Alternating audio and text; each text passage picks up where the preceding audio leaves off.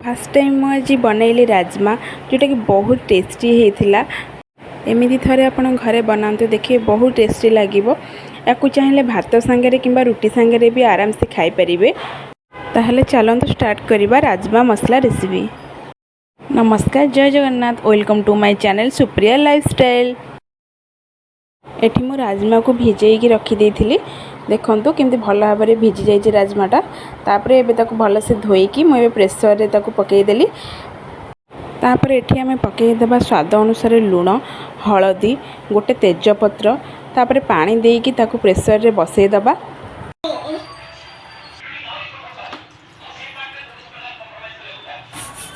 एठी मु राजमा पई प्रेसर रे 4टा सीटी देइथिली। देखंतु हमर राजमाटा भी भल भाव में हो जाइए। मसाला पाई मुझे नहीं गोटे टमाटो, गोटे कटा पियाज, अदा, रसुण, गोटा जीरा या आम भल भाव में बाटिदबा मसला को। एठी हमर पैन गरम हो गलानी। तापर आम तेल पकईदेबा। मुझे सोरिष तेल नहीं। तापर आम गोटा मसला सब पकईदेबा। गोटा मसला सब टी भाजी हो गला पर कटा होकर रखि पियाज को पकईदेली। पियाज टी भल भाव में भाजीदबा। टी नाली हो पड़ आसला से आम पकईदेबा लंका गुंड और टी कलर भल आसो तरकारी। देखो ये कलरटा केते भल देखा जाउची। एबे आम से बटा मसला तक पकईदेबा। मसला टी भल भाव में गोलेकी ताकू टिके समय कषिया छाड़ीदबा। देखो आस्ते आस्ते मसला टी आमर भल भाव में कषि हो सारी। तापर आम से पकईदेबा गोटा कंचा लंका 2टा।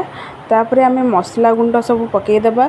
धनिया गुंड, करी पाउडर पकईकी भल भाव में गोलेदेबा। मसला टी अल्प टिके पानी देकी ताकू भल से कषिदबा। टिके समय कषि को छाड़ीदबा ताकू। एठू मु लुण और हलदी पकईनी कारण सिझेबा टाइम रे पकईथिली। देखो मसला टी एठी हमर भल भाव में हो जाइए कारण तेल साइड रू बाहर लानी।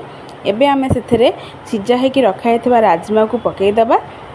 राजमा को मसला सहित मिक्स करदे भल से। तापर टिके समय ताकू घोड़ेदेबा। ताकू टिके समय फुटिया छाड़ीदेबा। 5 मिनट पर आम ढाकणाटा काढ़ीदेबा। देखो ये राजमाटा आमर भल भाव में मसला सहित मिक्स हो गला। देखो भल से केमती आमर राजमाटा हो गला। एबे आम से धनिया पत्र, गरम मसला पकईदेबा। पकई सारा पर गोलेदेबा भल भाव में। तो टिके समय फुटापी छाड़ीदेबा। एठी आमर प्रस्तुत हो गला राजमा मसला। आशा करुँच भिडियोटी आपन को बहुत भल लगी। एमती सब भल भल रेसिपीर भिडियो देखापी मो चैनल को लाइक करूँ, शेयर करूँ, सब्सक्राइब करूँ। पाखे थी बेल आइकन को प्रेस करूँ जो थे कि भिडियो सब नोटिफिकेशन आपण पाखे पहुँची। रही नमस्कार, जय जगन्नाथ।